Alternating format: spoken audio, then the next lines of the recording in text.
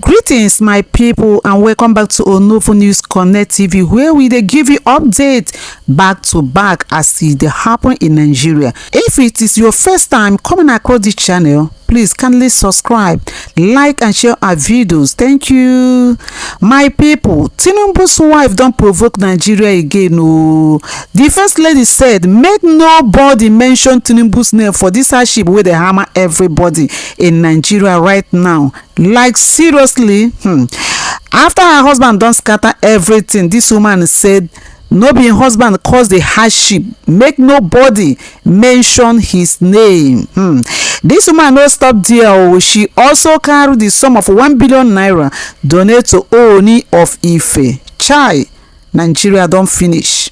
But Nigeria now don dey give am woto left and right, back to back. What else can we do now? Only God go help us from this set of wicked people. So make una just watch wetin Rufai and Dr. Abati said to her over the sum of 1 billion naira she gave to Ooni of Ife and her statements.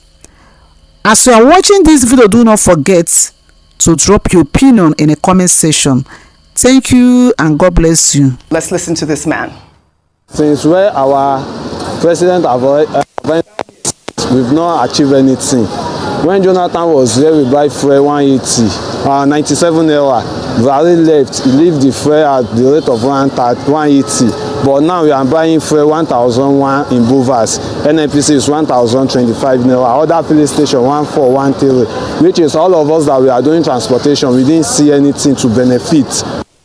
Well, Nigerians are reacting.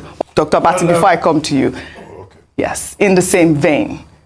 The First Lady of Nigeria, Senator Oluremi Tinubu, on Thursday said that her husband, President Bola Ahmed Tinubu, is not the cause of the current hardship ravaging the country. The First Lady made the comments while speaking at the palace of the Ooni of Ife, Oba Adeyeye Ogunwusi. She noted that the current administration was only making efforts to secure the future of the country. But you know, Nigerians will not understand this actual statement. Let me take this tweet from Babs, who wrote, "True, your husband didn't cause the hardship, but he took up the job to reduce the hardship and not to make the hardship harder for Nigerians. Nigerians are not ready for excuses. Nigerians only want to see a better life and improved economy. Nigerians expect more from your husband." Dr. Bati. Okay, very quickly. First, I think it's a great achievement for the Dangote refinery. Yes. The largest single train refinery in Europe and Africa, with a capacity of producing 650,000 liters of finished petrol per day, including petrochemical plants and other distillates derivatives from the refining process. Now, the Prime Minister of Grenada was visiting. It's not just Mitchell. It's not just the Prime Minister of Grenada. He's also the chairman of the Caribbean states. And it was, part of their discussion, the Prime Minister and chairman of the Caribbean states inspecting the facility and then saying, well, there could be a strong trade deal between Dangote refinery and the Caribbean states. And it was in that context that Alhaji Aliko Dangote made it clear that, look, that trade deal will involve the Dangote refinery getting crude from the Caribbean and also selling to the Caribbean. And already, it's an international business that the Dangote refinery is running. So it's good to see that the refinery is opening up a market out there in the Caribbean. After all, Mr. Edwin Devakuma, the chief operating officer of the refinery, had made it very clear at inception that even if Nigerians do not buy from Dangote refinery, they will sell internationally. And they've exported some cargo, to Europe and to other parts of Africa. So great vision, great accomplishment. And what the only caveat is to add that the Nigerian government should also see how to support this enterprise, which provides jobs and opportunities for many Nigerians. The other issue about price, where all of us are groaning, we are. and some people argue that subsidy is not something you say government cannot provide. If they save subsidy in petroleum, can they use that subsidy for education, for health care, okay, I hear they are already subsidizing education and healthcare, but they can do more in terms of building our healthcare sector and building also our education sector. And Rufai, I think you wanted to make a quick comment on the Dangote refinery or something. Yes, I just want to say quickly, when you have excellence, the world will come and meet you. Yes. And I'm happy that the likes of Caribbean, yes, Grenada, is coming to have this conversation with the Dangote refinery. And it was the Dangote refinery that spared us the blushes over these years of not being able to produce locally. So very good commendation to the Dangote refinery as regards this.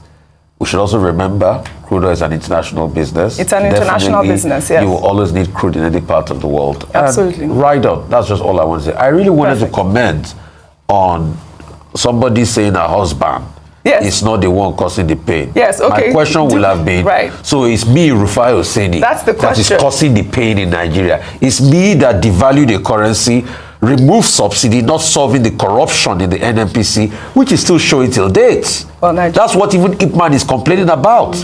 So it is me that went ahead and made promises and didn't keep the promises. It is me that betrayed the NLC as we speak today, telling the NLC that if I pay you 70,000, I will not increase fuel price, but now it's gone on to increase fuel price. It is me that did all that one, Abi. See, that's the question. I must be the cause. It's not our husband. Because he is the president of Nigeria. But again, what would I say? Kudos to Alhaji Aliko Dangote on his massive feat with that $20 billion refinery. Rufai, the First Lady also attended, Vimbai, the First Lady also attended the official commissioning of a 2.7 kilometer road constructed by the Oni of Ife and made a 1 billion naira donation to the Obafemi Awolowo University in Ile-Ife, Osun State. The First Lady expressed pride in having graduated from the university and urged the institution to uphold its integrity.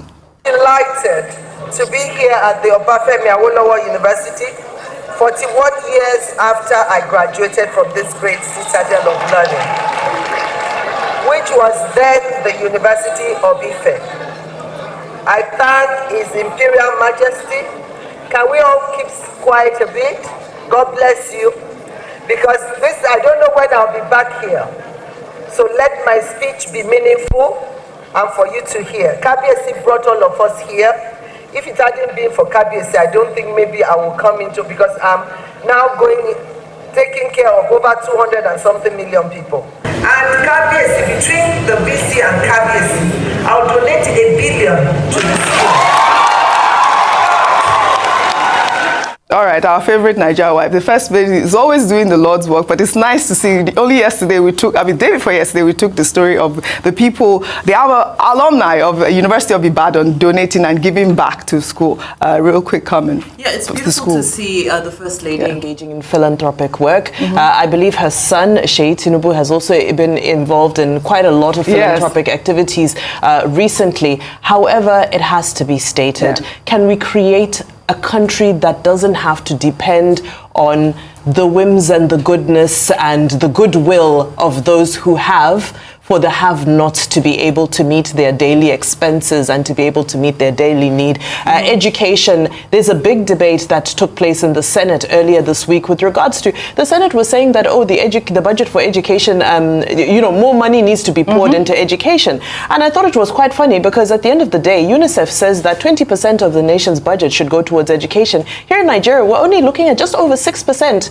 of our annual budget, our national budget, that goes into education. So again, I think it's wonderful, those who have, when they give and they share. I think it's absolutely beautiful. However, we need to emphasize the fact that we need to create a country that now doesn't become dependent on charity and philanthropy. What I was going to say about Mrs. Oluremi Tinubu, she was in Ife for the 50th anniversary birthday celebration of the Oni of Ife, Oba Ogunwusi III. Happy birthday to him as he clocks 50.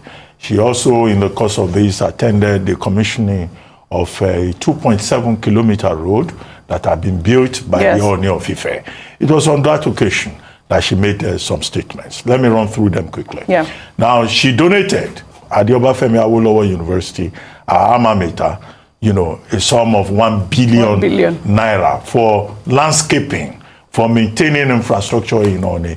In our capacity as a former student of the university, having lived in and studied in Oluremi Hall of that university, the question is, where did she get 1 billion from? Is that from government budget, or is it a donation from individuals to a foundation that she runs, or is it from businesses? We would like to know the people who donated that 1 billion. We would like to know if it is a donation from companies. Which companies gave the First Lady 1 billion? And if the 1 billion naira is from her pocket, is she a businesswoman? To the best of our knowledge, she's the wife of the president. So many Nigerians will be curious about that. Then she said there's no free food for lazy people in Nigeria.